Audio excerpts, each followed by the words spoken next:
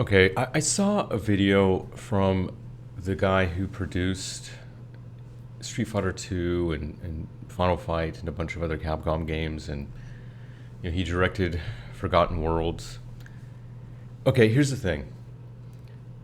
This guy used to work on CPS1 games, and today he's making YouTube videos and begging for likes and subscriptions. I mean, look at how fucking pathetic this shit is. Look at this shit. よかったらこういう If you enjoy this video, please give it a thumbs up. Look at this Japanese fucking begging. It is really disgusting. No asshole. And nobody gives a shit about you on Instagram or Twitter. Go fuck yourself. The other thing is too, I don't like about this guy. He goes around making videos doing fireball poses for the camera. But the thing is, he was just a producer. He had nothing to do with the development of Street Fighter 1 or Street Fighter 2. He didn't program the games. He didn't design the games. He didn't do the art for the games. He directed Forgotten Worlds. Forgotten Worlds fucking sucked. So why are you trying to take credit for Street Fighter 2 and Final Fight, you fucking asshole? You didn't do anything. This guy is a fucking stolen video game valor motherfucker. I don't like him. So, I mean, so basically, if you see anything from him, you can already dismiss it. But he said such just bizarre, off-the-wall fucking crap in this video. I just feel like I have to specifically destroy it. So, and again, I'm assuming that the translation here is accurate. Maybe it isn't. Maybe the translation isn't accurate and he actually isn't insane or stupid. I don't know. But let's just look at some of the statements that were made here. He said, we made an NES level game when Super Nintendo level was the standard. And it's like, no, asshole. No CPS games were 8-bit Nintendo level. The Super Nintendo was not capable of doing CPS1 games. What the fuck are you talking about? I mean, like I said, I can only assume that he was trying to say that it was like a console in that you could swap the games and you still had, like a shared motherboard. Like maybe that's what he was trying to say. But then later on, he says that CPS2 was like the Super Nintendo and CPS1 was like, the 8-bit Nintendo level. It's like, no, like what the fuck are you talking about? Like the Super Nintendo wasn't powerful enough to do any of these things. It's really weird. And so again, once again, like I said, he's a producer, and this sounds a lot like a producer who actually doesn't know anything. He doesn't really know what's going on. His job is basically to move units and procure crap for the people actually really doing the work. So yeah, I don't know. It's pretty fucking weird. In any case, he says that Street Fighter Alpha 1 was made for CPS1 technology, and he makes it sound like making a game for CPS1 versus CPS2 is some tremendous fundamental shift, and that CPS1 was so much less powerful than CPS2. So here's a little reality check, asshole. MAME's CPS video hardware uses the same emulation for both CPS1 and CPS2. That's how fucking close they are. Like you can literally use almost exactly the same code to emulate the CPS1 and CPS2 video hardware. There's almost no difference between the two things. I mean, it's like Q sound is actually probably the biggest single fucking difference, and even then, it really isn't a big deal. I mean, like you couldn't even fucking hear games in arcades. Like like the pseudo 3D effects that you got with Q sound, like it didn't even fucking matter in an arcade environment. You couldn't even hear shit anyway. So it's this complete fucking nonsense. I mean, look at the Super Nintendo Final Fight, the Super Nintendo Street Fighter Alpha port, the Super Nintendo Street Fighter 2.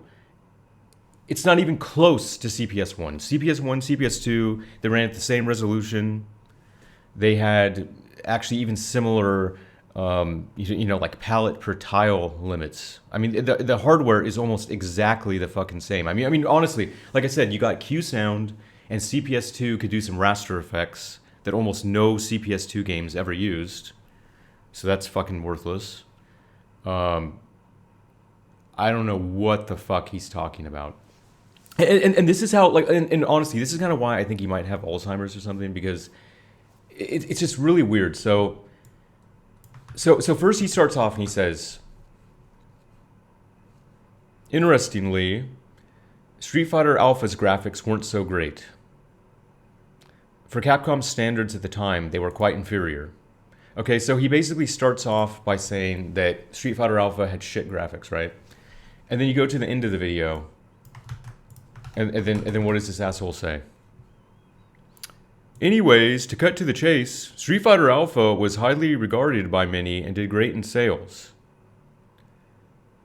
The graphic designer, despite the difficulties, made the best characters possible given the system specifications, even though CPS 1 and 2 were almost identical. I also think that the characters were drawn better than they were in Street Fighter 2. Yeah, actually they weren't. And I thought the drawings were sharp and the color gradations were beautiful. It blew my mind how stunning the characters jumped out at you so vividly, like in a Japanese animation. So basically, Street Fighter Alpha had shit graphics, and now it has great graphics, and it was constrained by the hardware, and it would have looked better on CPS2, which is what he says here. A much better game could have been made if you had made Street Fighter Alpha on CPS2 hardware, even though the fucking hardware is almost identical. So, I don't know what the fuck this guy. Like I said, I think he has Alzheimer's or something. He doesn't even fucking make sense.